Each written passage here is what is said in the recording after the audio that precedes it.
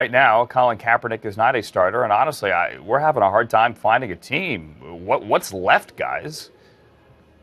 Yeah, Andrew, he's not even a backup right now because he's not on anybody's roster. And, Mike, let's first start here. Austin Davis and Kaepernick visited the Seahawks on the same day.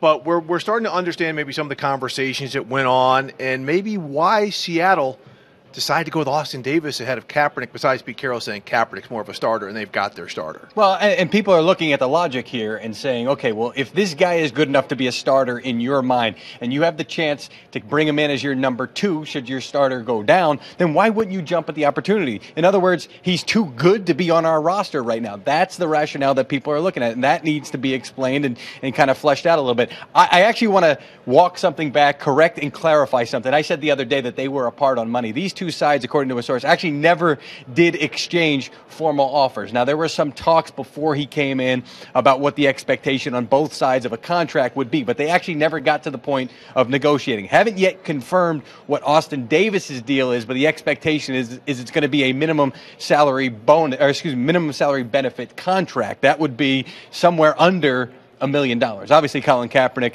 with his track record, wants more than that, would love to have more than that. But again, the Seahawks and Kaepernick never got around to exchanging offers. And as it pertains to Austin Davis, you're looking at this, and we just talked about this off camera, that this is potentially going to be for the third quarterback job in Seattle, Steve. And well, here's the other thing, though, to get back to what you said. Mm-hmm. The fact that now they took Austin Davis over Colin Kaepernick, there's 31 other teams, again, who've passed on Kaepernick to this point, who might be saying, wow, if Seattle, which would have been a good fit in the locker room, a pretty good fit in the community with that team, if they passed on him, then why should we even consider him, Mike? So now this seems to be getting a little bit even more precarious for Colin Kaepernick finding work in the NFL. And one thing I want to reiterate is our Omar Ruiz reported before that the Seattle Seahawks took a lot of phone calls from the public